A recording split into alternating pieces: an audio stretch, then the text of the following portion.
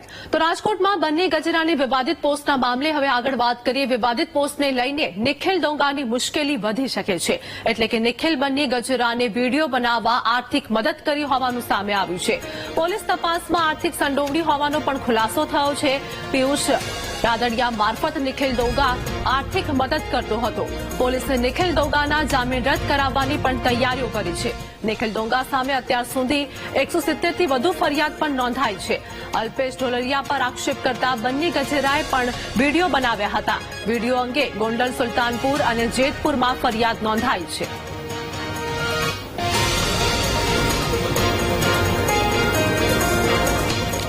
સંવાદદાતા ભાવેશ અમારી સાથે જોડાઈ ગયા છે. વાત કરીએ ભાવેશ કે રાજકોટમાં બંને ગજેરાની વિવાદિત પોસ્ટના મામલે હવે નિખિલ ડોંગાની મુશ્કેલી વધી શકે છે. શું હાલની વધુ અપડેટ? ચોક્કસથી આરતી, જે પ્રમાણે ગોંડલમાં જે પ્રકારે વિવાદ થયો છે, બંને ગજેરા નામના યુવાન દ્વારા અલગ અલગ વિડીયો છે તે સોશિયલ મીડિયામાં પોસ્ટ કરવામાં આવ્યા હતા.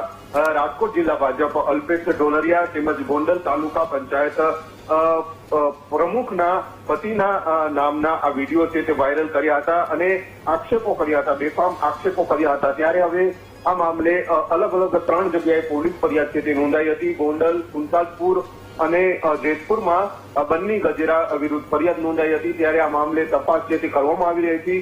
સમગ્ર તપાસને લઈને ક્યાંક ને ક્યાંક નિખિલ ડોંગા છે તેનું નામ છે તે ખુલ્યું હોવાનું સામે આવ્યું છે. નિખિલ ડોંગા છે તે બંને ગજેરાને આર્થિક રૂપે મદદ કરતો હોવાનું જે સામે આવ્યું છે. પોલીસ દ્વારા તપાસ છે તે સઘન તપાસ છે તે કરવામાં આવી રહી છે. બંને ગજેરા સહિત યુદ્ધ એજ કલ્યાણ ગ્રુપના પિયુષ રાદડિયા સહિતના લોકોના મોબાઈલ છે તે કબજે લેવામાં આવ્યા છે અને આ મોબાઈલમાં જ આ પ્રકારના આર્થિક વહીવટ થયા હોય તે પ્રકારની જે માહિતી છે તે બહાર આવી રહી છે.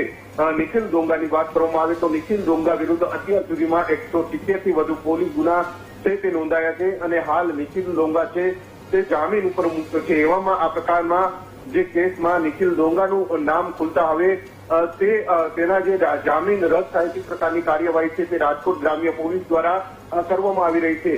સમગ્ર વિવાદ છે તે છેલ્લા ઘણા સમયથી ચાલુ છે. ગણેશ ગોંડલ ઉપર જે પ્રમાણે આક્ષેપો કર્યા હતા અને ત્યારબાદથી જ આ સતત આખો વિવાદ છે તે ચાલુ હતો અને હવે છેલ્લે નિખિલ ડોંગાનું આ પ્રકરણમાં નામ ખુલ્યું છે, જેને લઈને હવે પોલીસ છે તે આ નિખિલ ડોંગાના જામીન રદ કેવી રીતના થાય તે માટેની હવે કાર્યવાહી છે તે હાથ ધરાઈ રહી છે.